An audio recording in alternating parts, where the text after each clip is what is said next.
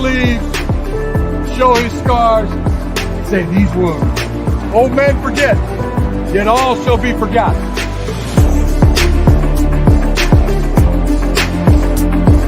For he today who sheds his blood with me shall be my brother.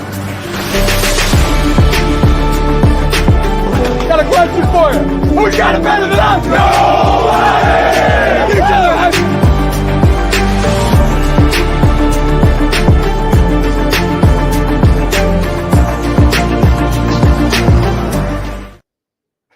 Welcome to the Big House, CFB Nation. How are you? I'm Andy. We're back again with another episode, so let's get right into it. The transfer portal has closed. The only two departures are defensive tackle Reese Atterbury and safety Keon Saab.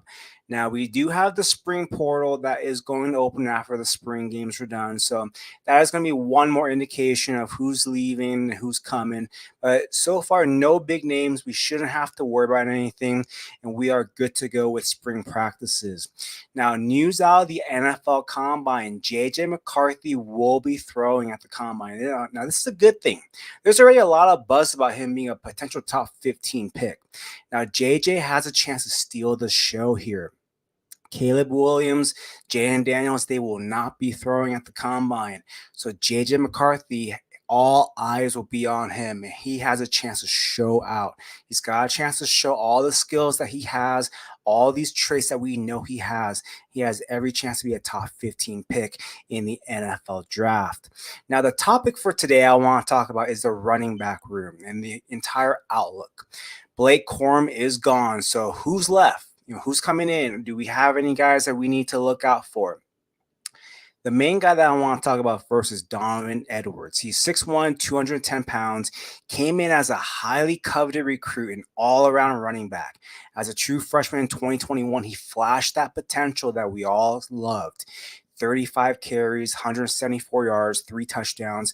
But his big attribution was in the receiving game, 20 catches, 265 yards, and 1 touchdown. He's the guy that has the best hands on the team. So as a sophomore, we got a glimpse of what could be without Blake Corum. Blake Corum missed time due to injury, and we saw what he did against Ohio State. 22 carries, 216 yards, 2 touchdowns. He then backed that up in the Big Ten championship game against Purdue. 25 carries, 185 yards, and 1 touchdown. And overall, he had 140 carries for 991 yards, 7 touchdowns with 18 receptions for 200 yards. Now, this past season was a down year for Donovan Edwards. He couldn't get his footing, but he did explode in the national championship game. He had 104 yards, 2 touchdowns on 6 carries. Now, what I saw this past season from Donovan Edwards, it felt like every time he got the ball, it felt like he needed to take it to the house. Like he needed to prove to the coaching staff, he needed to prove to his teammates that he deserved to be out there. And so he was so anxious every time he got the ball that he just didn't allow his blocks to form. And he knew he would get subbed out for Blake Corum whenever he was ready to come back in. So it was almost as if when he knew he was on the playing field, he had to do something. He had to be that electric player that we all know him to be, because he knew that if he didn't do well, he was going to get subbed out. And so he felt like a rush player. He didn't let the play just come naturally to him. He was trying to force things too much. And with the full offseason, he knows he's the lead back. He knows he's the guy. There is no Blake Corum there. It's his room, his time. And I expect for the game to really slow down for him, because last year he lacked confidence. And I'm hoping with the new coaching staff involved that we get to see Donovan Edwards in space, being used out wide, motioning him out of the backfield. Be creative with him. Like I said earlier, he's got the best hands on the team. This wide receiving room, it's a lot of unproven guys. I want to see Donovan Edwards be used as a receiver this year. Now, the the next guy that's, I guess, in the back room is Khalil Mullins. He's 6'2", 239 pounds. He is someone that carried the ball 36 times this past year for 222 yards and a touchdown. Now, he is a former linebacker. He is more of that straight line runner. He is a physical, bruising power back. He should be used as that short yardage kind of a runner. He's one of those runners that if there's 4 yards to be had, he'll get you 4. If there's 2 yards to be had, he'll get you 4. He's one of those that's a solid. He's just a solid back. I mean, I think that he should be used as a hammer with Alex Orji in those 3rd and 2, 4th and 1, those kind of short yardage plays where you're just trying to move the chains. That's really all he is. The guy that I'm excited for is incoming true freshman Jordan Marshall, 5'10", 200 pounds. He was named Mr. Ohio Football Player in 2023. He has excellent vision, a one-cut explosive runner, so he really fits this system coming in.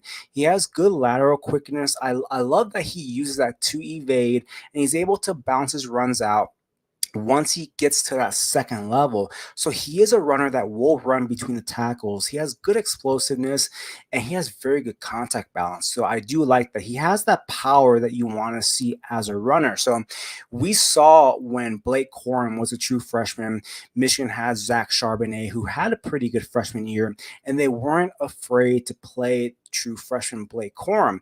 I see very similar roles with Jordan Marshall. I do think he's going to carve out this role.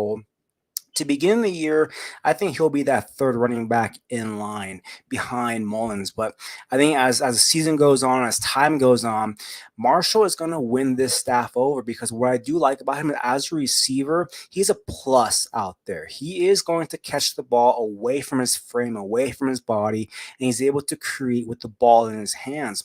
What I really like about him and why I really do think he will get playing time sooner than later is he's a very good pass blocker. He is going to protect the quarterback. He is someone that is not afraid to lower his shoulder pads and take a hit and be the guy to protect his quarterback.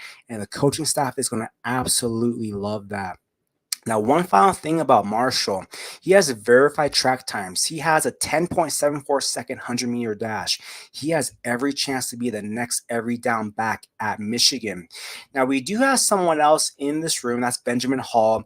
He was that buzz last year in the spring game. He's 5'11", 234 pounds. He added about 10 to 15 pounds this past season. He's someone that, to me, he's good but not great. You know, he ran the ball 15 times for 69 yards, mainly against those earlier, like, non-important games. He's one of those that doesn't have any traits that he excels at. He's just like, yeah, he's good, but he's just one of those backs. He's one of those depth pieces. I really don't think he's going to get any kind of a workload. I really don't think he gets that workload over Marshall either. I think he's just more of that depth piece. Eventually, he'll be that guy to kind of be like maybe one of those gunners for the special teams, kind of help out that way. And then the final guy is Cole Cabana. He's 6 foot, 198 pounds. He added 20 pounds, so that is good to see. He came in at around 170, and his best trait is a receiver out of the backfield. He does have good speed, but he does need to improve as a pure runner, needs to improve between the tackles. I see him being that change of pace third down back. So that is the running back room. I see Donovan Edwards eventually probably getting around 55 to 60% of the touches. And then I really do think that Mullins and Marshall will kind of figure out the remaining workload between the two. And I think that those are going to be your main three backs. I would not be surprised if at the end of the day, in the box score, you see these Michigan running backs have 40 plus carries, as they're going to be needed to help carry this team as the team is getting into transition with a new quarterback, whole new wide receiver group, new offensive line. So I really do think that this running back room is going to be the key for this team next year.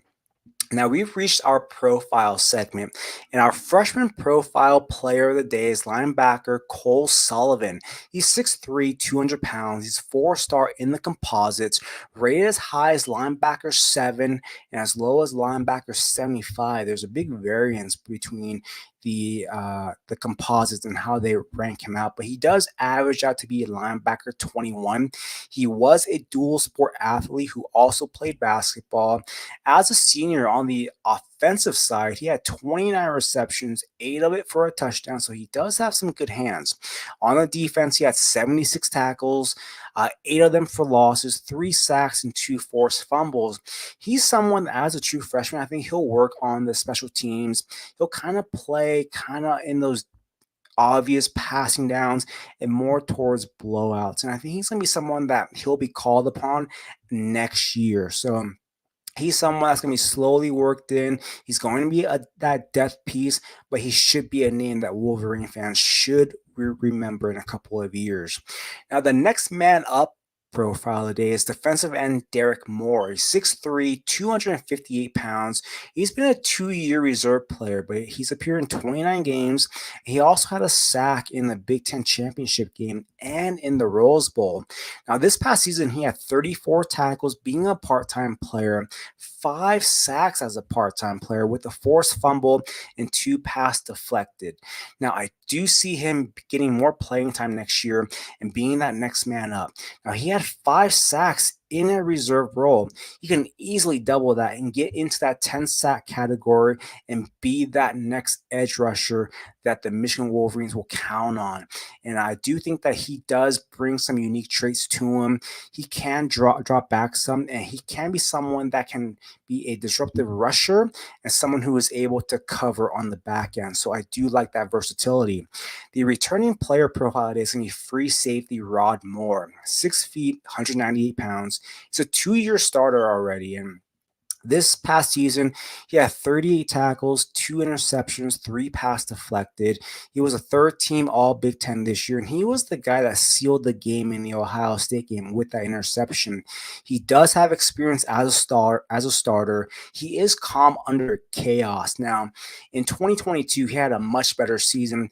This past season, his role kind of changed, but we've seen some guys, graduate, some guys moving on to different programs. He's got to be that constant next year, and he should be that roving free safety for this team, and he should be able to be a ball hawking secondary. And I do expect that he's going to take that next jump. He is that smart and high IQ player. Now, the throwback player of the day is wide receiver Braylon Edwards, one of the great wide receiver in Michigan history. He earned that number 1 jersey.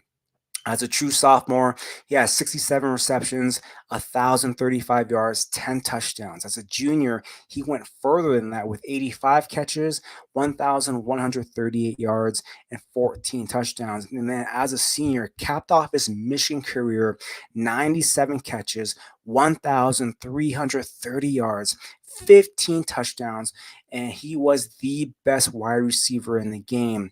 He would be the 3rd overall pick in the 2005 NFL draft. And in the NFL, he had 5 seasons of 95 targets or more, with 154 targets being his career high. His best season was 2007 when he had 80 catches, 1,289 yards, and 16 touchdowns. His entire career, he had 359 catches, 5,522 yards with 40 touchdowns. He played for the Cleveland Browns, the New York Jets, the San Francisco 49ers, and the Seattle Seahawks. Now, that was our throwback player of the day.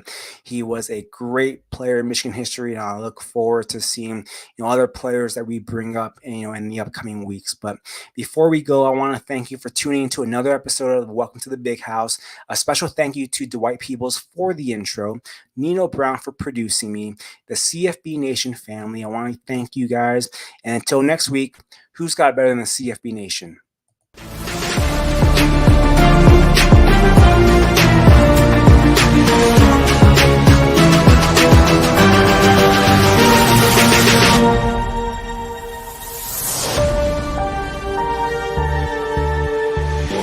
Got a question for you.